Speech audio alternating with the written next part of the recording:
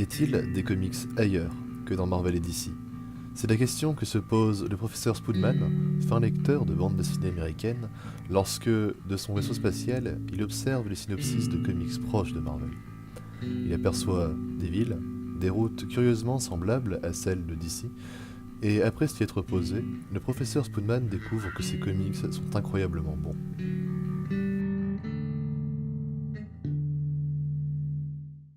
Bonjour à toutes et à tous, bienvenue dans BCRD, l'émission qui vous parle de comics et de tout ce qui s'en rapproche. Aujourd'hui, pas de titre en particulier, pas de maison d'édition particulière, mais un homme. Un homme qui a su se faire remarquer au bon moment. Il est auteur, scénariste et il a travaillé pour Marvel, DC, CrossGen, Boom Studio et tant d'autres maisons d'édition bien moins connues. Il est principalement connu pour avoir écrit les 52 avec Grant Morrison, Geoff Jones et Greg Rucka, ainsi que Kingdom Come avec Alex Ross, Empire avec Barry Kingston, ainsi qu'Avengers Cross X-Men. Et oui, vous l'avez compris, il s'agit bien évidemment de Mark Waid. Il est né en 1962 et depuis tout petit passionné par les comics, principalement DC. Dans les années 80, il est engagé comme responsable éditorial pour un tout petit magazine de fans de comics et arrivera à se faire remarquer très rapidement par DC Comics. Un véritable miracle. Il est alors engagé en 87 chez eux et travaillera alors sur la Légion des super-héros et Origines secrètes. Il cartonnera dès lors, mais son plus gros carton de l'époque sera son travail sur Flash à partir de 1992. Cette série le propulsera au premier plan de la scène comics mondiale, et ce pendant 8 ans. Et de nombreux dessinateurs se succéderont pour pouvoir travailler avec, parmi lesquels Greg LaRocque et Mike Wieringo. Les affaires étant ce qu'elles sont, Marvel s'empare de Waid dès que son travail sur Flash commence à prendre de l'ampleur. Il travaille alors sur l'ère d'Apocalypse avec Warren Ellis, entre autres, et connaîtra d'ailleurs son premier flop sur la série Heroes Reborn sur le run de Captain America. Désastre critique d'un an, rien n'arrive à sortir la série de son empêtrement, Waid abandonne et préfère retourner sur des œuvres qu'il se sent capable d'adapter. En 1996, il rencontre Alex Ross, et c'est alors le coup de foudre. Imaginez, le dessinateur le plus talentueux de l'univers comics et le scénariste le plus en vogue du moment. Eh bien ça donne le roman graphique qui a défini à lui seul la fin officielle de l'univers DC Comics. Kingdom Come. Ah bon sang, il faudra que je vous en parle de celui-là. Il travaillera par la suite avec Grant Morrison pour se pencher sur la Ligue de Justice avec le superbe Justice League of America année 1, et réglera avec lui d'ailleurs le problème des erreurs de continuité dans l'univers DC avec le concept d'hypertemps. En parlant de temps, nous arrivons en 2000, et Waid a fini son travail sur Flash. Il se met alors à travailler sur la série Justice League of America, sur Impulse, un personnage qu'il a créé pendant son séjour avec Flash, et produit quelques comics plus fermés chez CrossGen, dont Ruse et Sigil. Il sortira le comics La Tour de Babel chez DC qui permettra de relancer les intrigues autour de la JLA et placera Batman en tant qu'adversaire potentiel de la Ligue. Au même moment, avec Barry Kingston, il veut lancer le comics Empire chez Gorilla Comics, sa propre maison d'édition. Un comics où on suit un super méchant qui a enfin gagné et battu tous les héros, mais la série s'arrête malheureusement après la fermeture de la maison d'édition, après 2 numéros seulement. Dommage. Il se penchera sur les 4 Fantastiques en 2002 avec son collègue dessinateur Mike Wieringo, et se disputera avec le directeur de chez Marvel, Bill Jemas, au sujet de la direction que prend le comics, ce qui conduira à son renvoi de chez Marvel.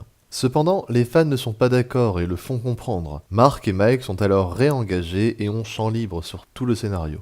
Ils finiront leur série 3 ans plus tard, en 2005, sous l'acclamation de leur public, ce qui est plutôt cool en fait. En 2003, DC accepte, bien qu'aucun personnage ne provienne de chez eux, de racheter les droits de Gorilla Comics, et permet donc à Mark Waid et Barry Kingston de continuer Empire. Les 2 anciens numéros sortent sous forme d'un numéro 0 et s'ensuivent 6 numéros avant l'arrêt une nouvelle fois de la série. Dommage.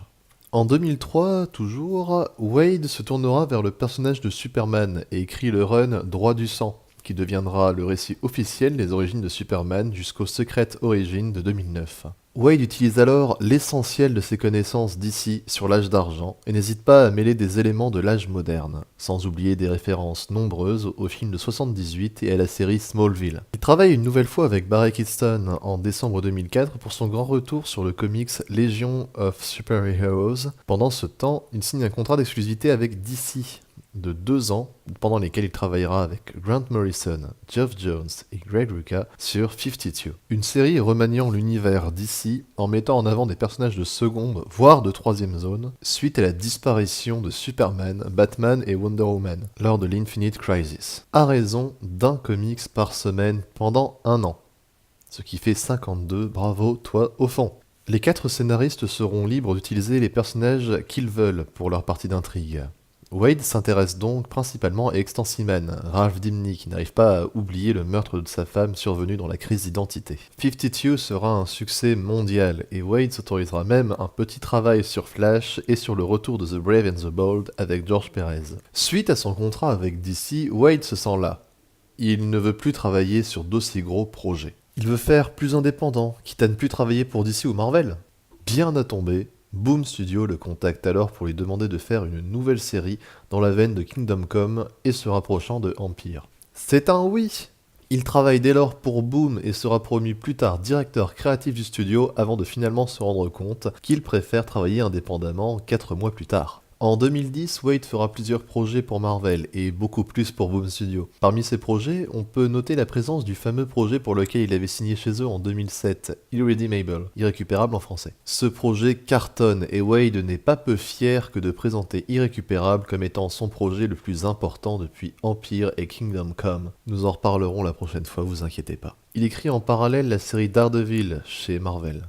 Et en 2012, c'est la joie. Il gagne un Eisner Awards de meilleur écrivain pour son travail sur Irredeemable, Incorruptible et son reboot de Daredevil. 2 autres pour Daredevil pour meilleure série à suivre et meilleur chapitre pour le numéro 7. Notons qu'il avait déjà gagné un Eisner Awards en 97 pour Kingdom Come. Et 3 Harvey Awards pour Daredevil. Bon, je vais vous passer en détail tout ce qu'il a fait depuis 2012, mais sachez qu'il a repris Empire en 2014 en format numérique pour le site Thrillbent, et que c'est toujours en cours de publication. Et oui, je vous ai parlé de Mark Waid pour une raison très précise, la prochaine fois je vais vous parler d'un de ses comics phares, un de ceux que j'ai préférés, et je pense que vous allez l'aimer également, Irrécupérable. Du coup, mes petits conseils lecture pour découvrir Mark Waid. Je vous vois 6 enthousiastes, c'est parti. D'abord, courez lire Kingdom Come et voyez de vos propres yeux l'œuvre de Alex Ross au dessin et à quel point la narration est finement travaillée. C'est disponible chez Urban Comics. Cool, non? Toujours dans l'univers d'ici, n'hésitez pas à lire les 4 tomes des 52 sortis également chez Urban. Vous découvrirez ainsi le travail de 4 des plus grands noms de chez DC Comics. Je vais continuer dans cette lignée avec le comics JLA La Tour de Babel.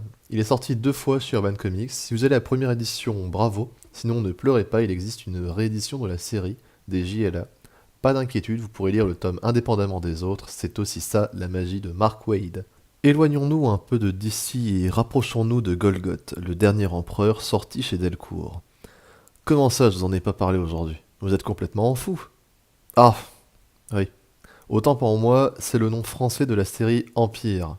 Le tome reprend l'intégralité des numéros parus chez DC en 2004, ainsi que les 2 premiers numéros sortis chez Gorilla Comics. Repartons cette fois vers Marvel et la série Daredevil qui lui a valu tant de prix. Il s'agit d'un gros format d'une série en 2 tomes, mais sincèrement, vous ne m'entendrez pas dire ça souvent de comics Marvel, mais celui-ci vaut le coup. Et c'est bien évidemment chez Panini Comics. Un dernier pour la route, un peu plus indépendant et dont je ne vous ai pas parlé aujourd'hui, The Rocketeer, sorti chez Delcourt, vous fera découvrir un univers pulp bercé de steampunk et dont l'intrigue vous transpercera le cœur. Voilà, je pense qu'on a fait le tour en gros du personnage. N'hésitez pas à faire tourner la vidéo à votre entourage et même plus. Si ça vous a plu, et même si ce n'est pas le cas, n'hésitez pas à cliquer sur le petit pouce bleu en dessous de la vidéo. D'ailleurs, j'ai une petite page Facebook sur laquelle je parle aussi de comics, je vous pose le lien dans la description. Si vous avez la moindre question ou la moindre remarque, il y a la partie commentaires et donc vous pouvez vous lâcher là-dedans, me dire ce que vous avez lu récemment, votre dernier conseil comics que vous avez aussi, et ce que vous avez pensé de ma vidéo. Voilà, alors n'hésitez pas à vous abonner pour ne pas manquer mes prochaines vidéos. Et sur ce, c'était Guillaume, aka Spoonman, et je vous dis à la prochaine. Ciao ciao.